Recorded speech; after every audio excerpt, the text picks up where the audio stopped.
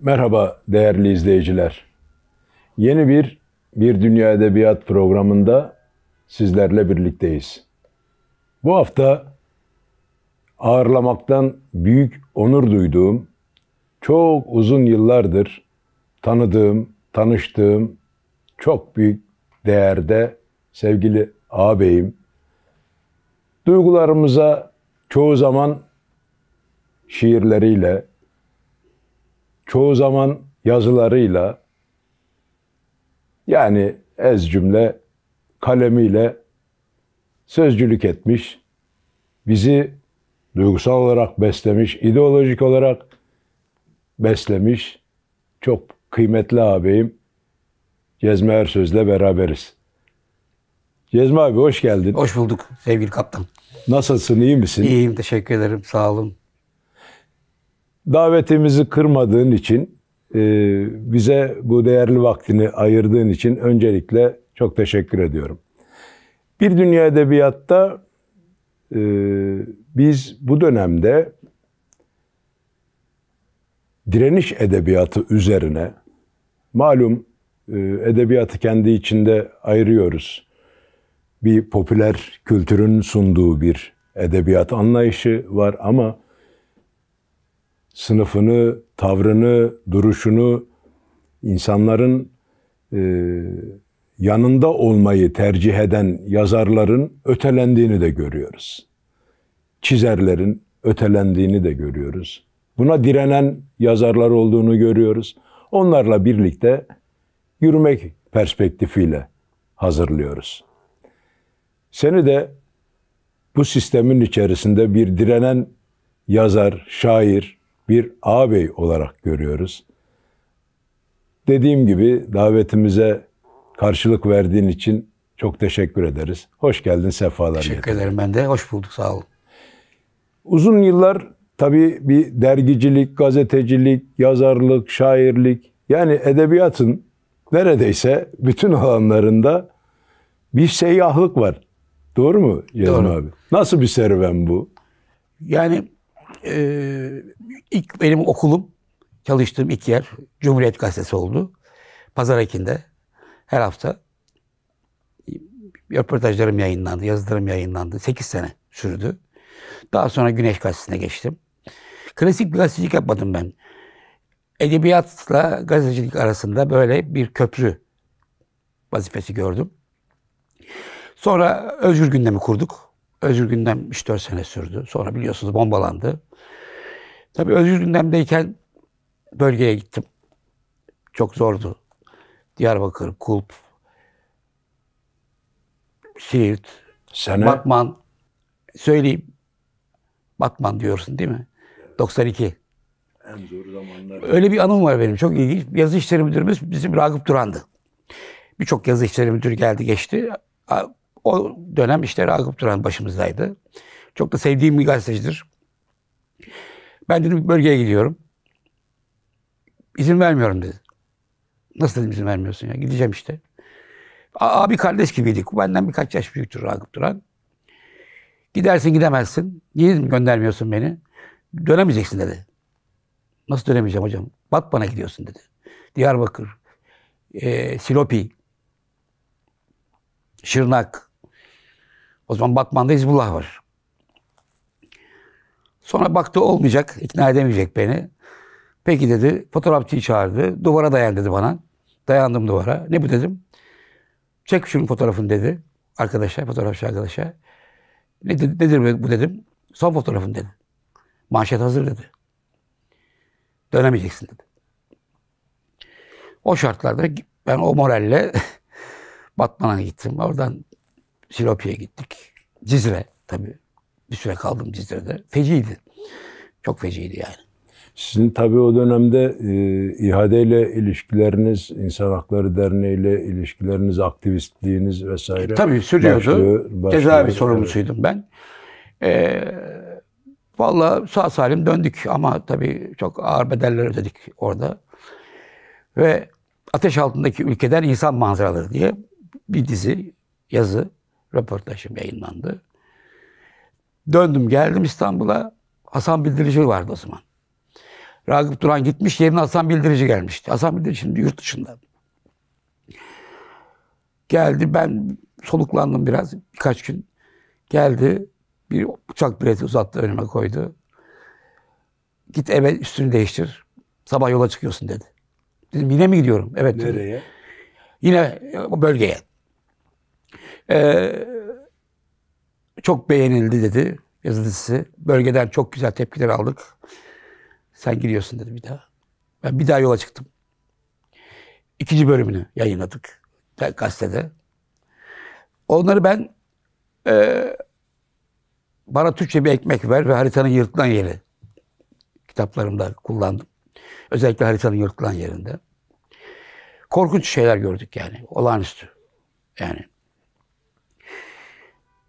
tabii gitmeden anlaşılmıyor bazı şeyler. Gidip görmek lazım. Coğrafyanın yazıyla etkisi, yazıya etkisi burada soru olsa nasıl cevaplardın? Olmaz mı? Çok etkisi var tabii. Çok farklı. Tabii hüzün ve trajedi dolu. Yani korkunç şeyler gördük orada biz. Yanında fotoğrafçı arkadaşım vardı onunla beraber. Hepsi zaten kitapta var. Bana Türkçe bir ekmek ver ve haritanın yırtılan yerini verdik onları. Basıldı. Çok da ilgi uyandırdı. Benim için olağanüstü bir deneyim oldu. Sağ salim döndük. Demek ki yaşayacak günlerimiz varmış. Evet. O zaman Hizbullah Batman'da. Geçen Batman'a gittim. Bir okulda imza günüm vardı. Çok değişmiş Batman. Şimdi o Batman'la 92 yıldaki Batman'la şimdiki Batman arasında sanki başka bir yere geldim ben. Tabii özel tiyatrolar, gençlerin kurduğu tiyatrolar var. Müthiş bir şehir gelişmiş. Özel okullar, bulvarlar. Şimdi hep şey deniyor tabii yanlış anlamayın. İşte daha her şey aynı kaldı. Hiçbir şey değişmedi. Geçmişte ne varsa şimdi aynen sürüp gidiyor deniyor ya. Öyle değil. Çok şey değişti. Yalnız bir sorun üzerine yoğunlaştık orada arkadaşlarla sohbet ederken. Müthiş bir uyuşturucu salgını var. Gençler uyuşturucu kullanıyor Batman'da. Pasifize etmek, asimile etmek için devlet eliyle maalesef uyuşturucu satılıyor. Sadece Batman özgü değil. Sadece Batman, yani Batman örnek verdim. Evet yani Türkiye'nin biliyoruz nerelerinde neler yapılıyor. Tabii, kimlerin himayesinde olduğunu. Tabii. Tabii yazılan ve coğrafyanın kader ilişkisini böyle cevapladınız ama aynı zamanda yazının biz bir dünya edebiyatta merak ettiğimiz özgürlük ilişkisini de tam şimdi 92 fotoğrafı, özgür gündem, işte gazeteciliği, gidip de dönememe, dönüp de görememe, onların serüveninin içinden gelen birisi olarak, bir kalem olarak özgürlük ve yazı ilişkisini sorsam Cezmi Ersöz nasıl cevaplar bunu acaba? Şimdi şunu da örnek vereyim, unutmadan altını çizelim. Dünyada en çok muhabiri öldürülen gazete bizim gazeteydi. Özgür Gündem. Yani bir fenomen. Bu kadar çok muhabiri öldürülen başka bir gazete yok dünyada. Şimdi ben hiç otosansür uygulamadım kendime Özgür Gündem'deyken. Bize de izin verdiler. Yani şunu yazarsın, yazamazsın gibi bir sıkıntı yoktu bizim gazetede. Sonradan başladı o hikayeler. Ama başta kuruluş aşamasında, sonrasında, hemen sonrasında kimse kimseye şunu yazma, bunu çıkar demedi. Özgürce yazıyorduk.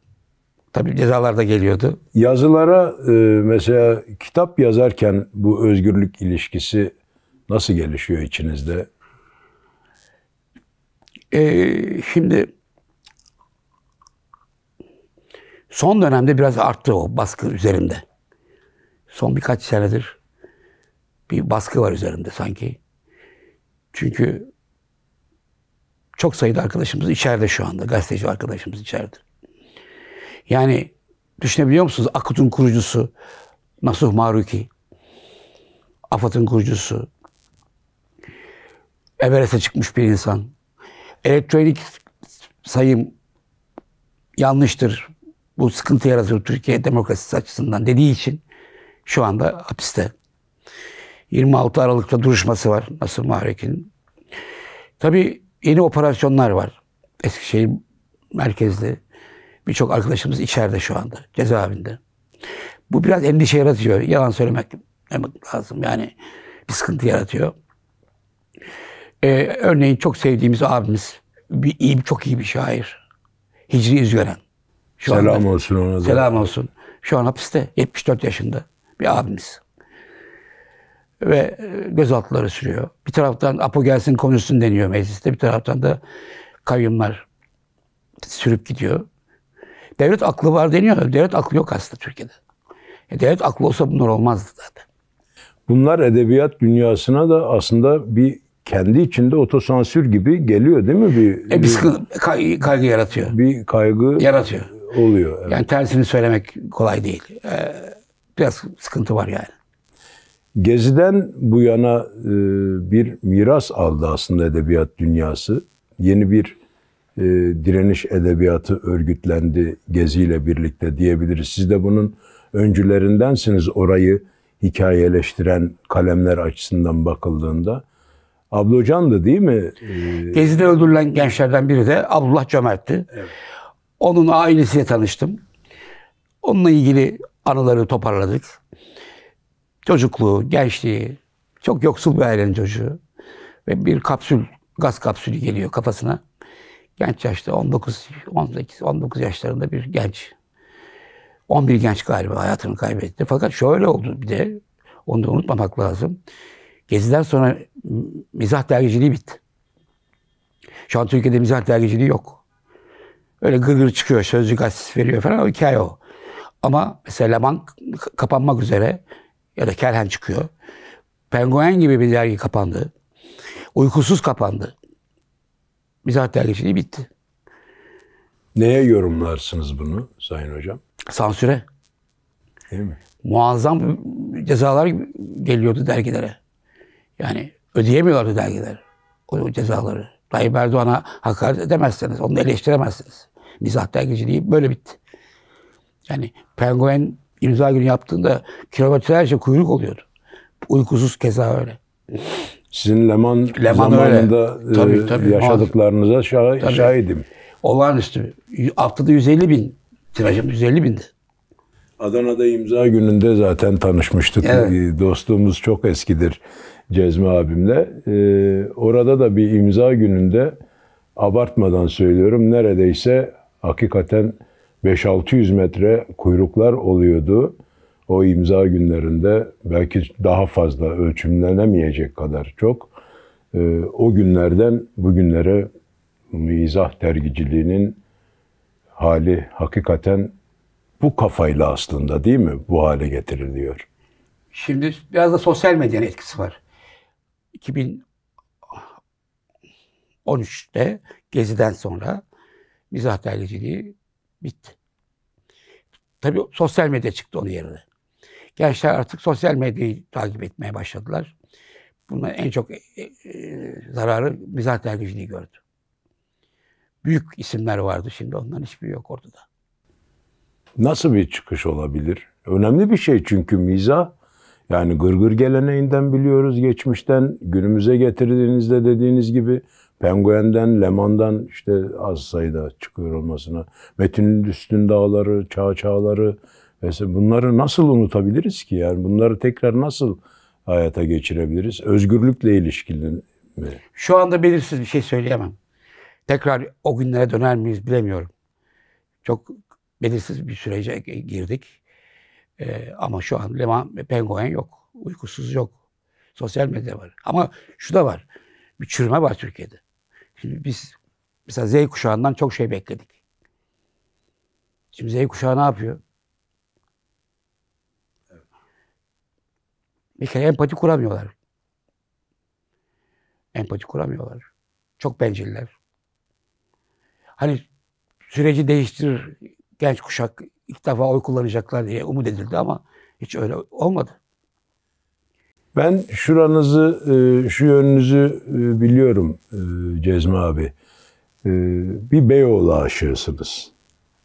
Sokak sokak işte neredeyse kapı kapı, esnaf esnaf bilirsiniz, gezersiniz.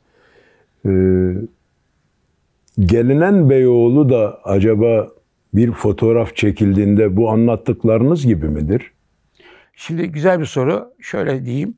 Mesela bu Son Yüzler kitabının birçok aktörü, marjinal, sıra dışı insanlarla yaptığım röportajların toplamıdır bu. Çoğu Beyoğlu'nda yaşayan insanlar bunların. Şimdi bana diyorlar ki bunun 2. cildi, 3. cildi ne zaman çıkar? Devam et. Çünkü çok tuttu bu. Çok ilgi uyandırdı. Fakat şimdi mesela Paganini Bülent diye bir kemancı var burada. Balıkpazarı'nda, Nevizade'de keman çalarak hayatını sürdüren bir amcamız, abimiz. Öldü.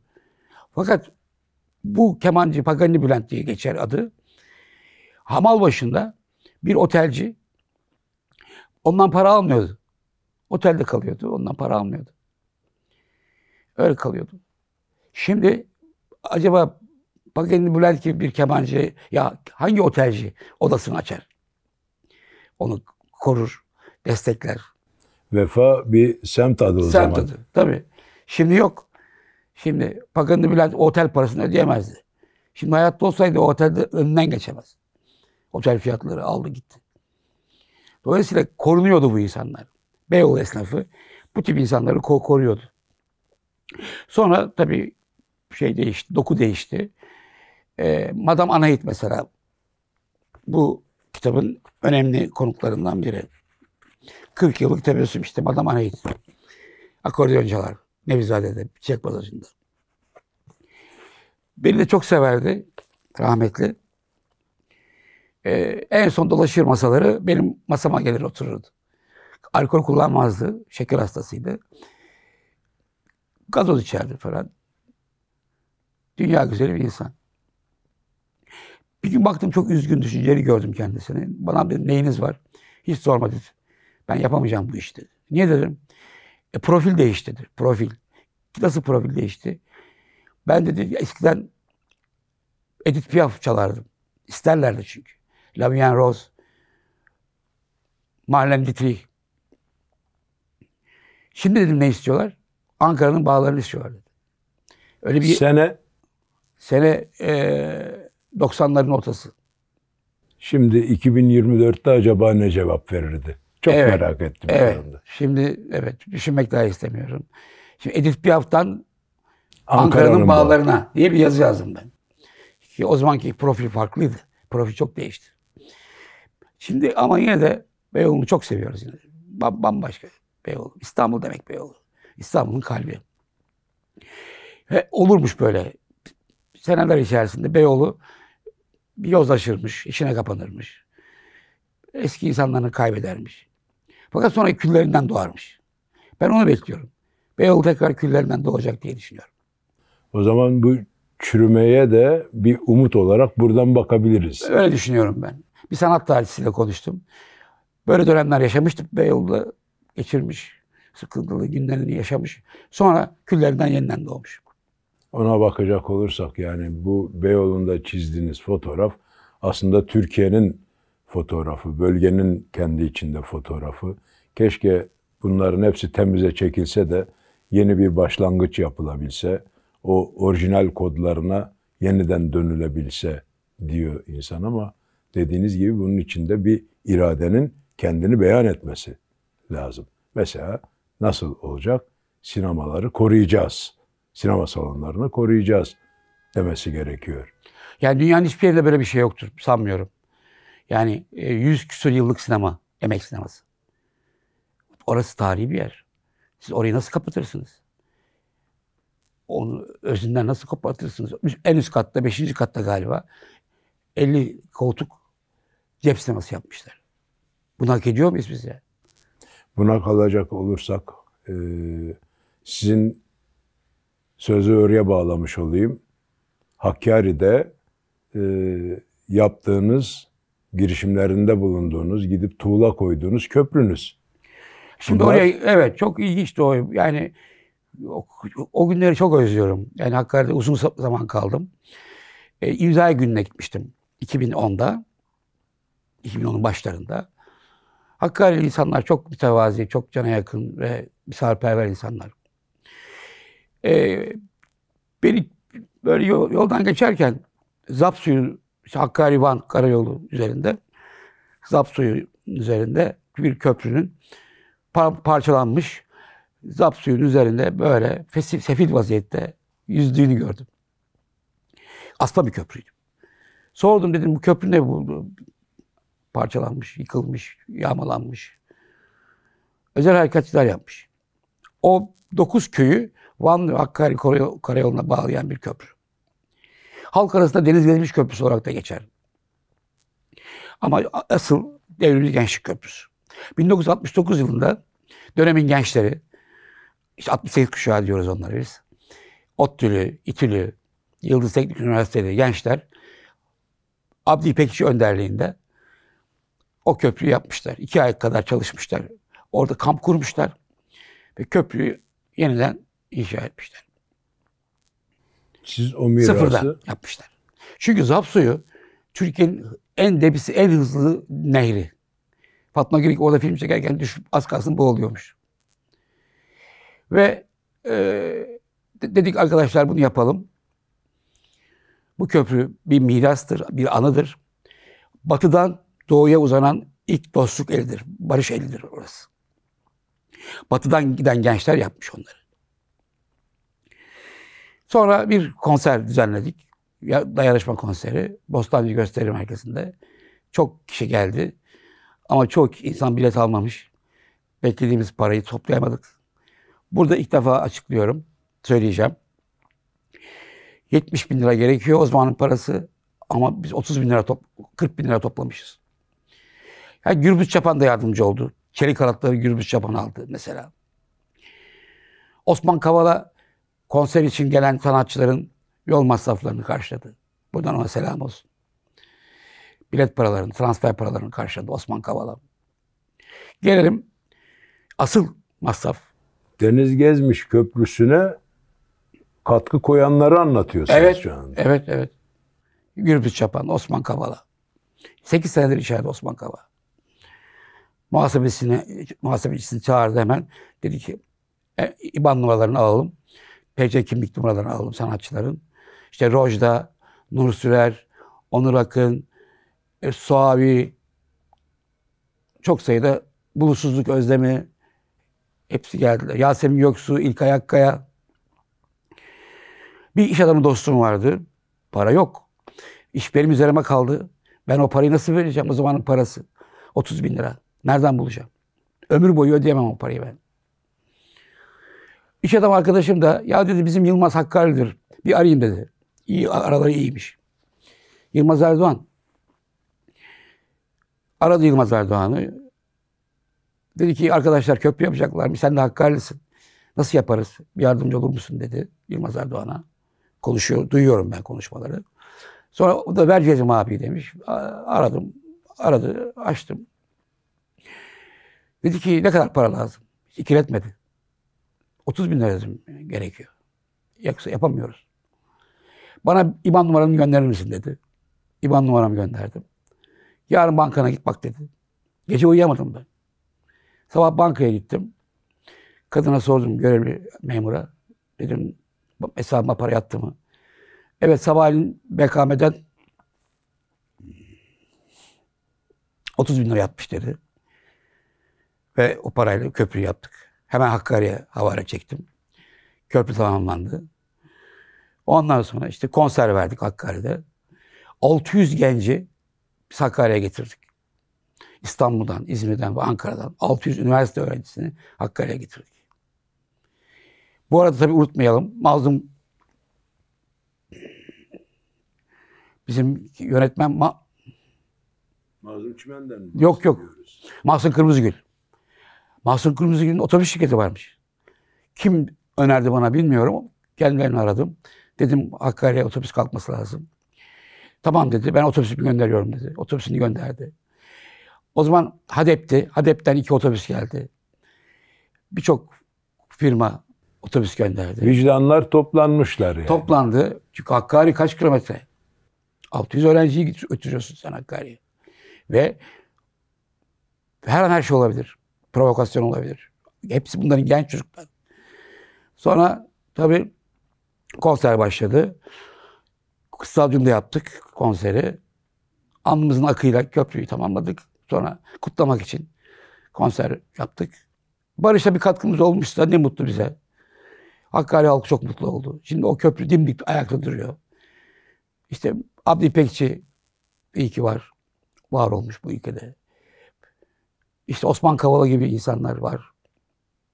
Yılmaz Erdoğan'a buradan teşekkürlerimi tekrar sunuyorum. Şey dedi, aramızda kalsın dedi. Kimse bilmesin dedi. Şimdi bu... Neyse kimse bilmeyecek öyle. Evet, şu an o para, o zamanın parası, 2010 yılının 30 bin lirası, şu an 800 bin lira. Çok ciddi bir para. Evet. Neyse, bunlara da bir minnet borcumuzu ödemiş olduk. Barış böyle olur. Yani kardeş halk deniyor ya Kürt halkına. Kardeşimiz. Kardeş böyle olmaz. Kardeş olmak için o halkın dilini biraz öğrenmek gerekiyor. Kültürünü, geleneklerini, yaşantısını bilmek gerekiyor. Kürt halkı bizim için Türkçeyi öğrendi. Biz 3 kelime Kürtçe konuşamıyoruz. Böyle kardeşlik olur. İşte etle tırnak gibi izleniyor. Etle tırnak gibi değil. Sen hayatında Hakkari'yi görmemişsin. Bitlis'i, Siirt'i, Cizre'yi, Şırnak'ı görmemişsin. Merak etmemişsin, gitmemişsin. Kardeş olunmaz böyle. Bir edebiyatçının, Türkiye'de önemli bir edebiyatçının bunları söylüyor olması çok kıymetli. Bunlara akıl yorması, bunlar için mesai harcaması çok kıymetli. Kalem oynatması çok kıymetli. Akıl yürütmesi çok kıymetli. Çok teşekkür ederim. Eyvallah abi. Sağ olasın. Yeni bir şey var mı? Var şu sıra? hocam, bitti. Baskıya hazırlanıyor. Yayın evi de bulduk. Aylarca uğraştık tabii bunun için. Yaşayan gazeteciler ve öldürülmüş gazetecilerin yakınları ve kendilerinin anıları destek yayınlarından çıkacak. Çok emek var. Yıl sonunda çıkacak. Ocak ayında da lansman yapacağız. Caddebostan Kültür Merkezi'nde olacak. Lansmanın bir kısmı, başlangıcı. İkinci bölümü ise Çanakkale'de olacak. Gazetecileri oraya çağıracağız. Kitaplarını hediye edeceğiz, vereceğiz. Çok sayıda gazeteci anılarını gönderdi. Çok kıymetli bir çalışma Çok hocam. kıymetli. İşte Hrant Dink'i Sezai Sarıoğlu yazdı. Ersin Kalkan yazdı. Musa Anter'in kızı Rahşan Anter babasını anlattı. Uğur Mumcu'nun kızı Özge Mumcu babasını anlattı. Bu şekilde bir derleme, bir antoloji çalışması gerçekleşmiş oldu. Sanırım Türkiye'de ilk. Elinize, yüreğinize sağlık, aklınıza sağlık hocam. Son olarak malum süremiz çok yok. Aslında çok uzun sohbet edebiliriz sizinle. Ama son olarak mesela bir genç arkadaşımız Cezmi Ersüz'ün yanına gelse ki dese ki ben yazı yazmak istiyorum, bir şeyler yazmak istiyorum. Ona ne önerirdiniz? Vallahi tabii öncelikle neden yazmak istiyorsun sorusunu sorardım. Yani neden? Seni bu zorluğu sürecek hangi duygu itti? Bu önemli. Neden? Sonra da bol bol okumasını ve sokağa çıkmasını. Hayatın içinde olmasını. Yani çok okumak da doğru bir şey değil. Okuduklarını hayatla sınayacaksın. Karşılığının olup olmadığı. Tabii. Nesnel karşılığı olmalı. Yazdığınız şeyin. Hayatta bir karşılığı olması lazım. Bu karşılığı olması için de hayatın içine girmeniz lazım.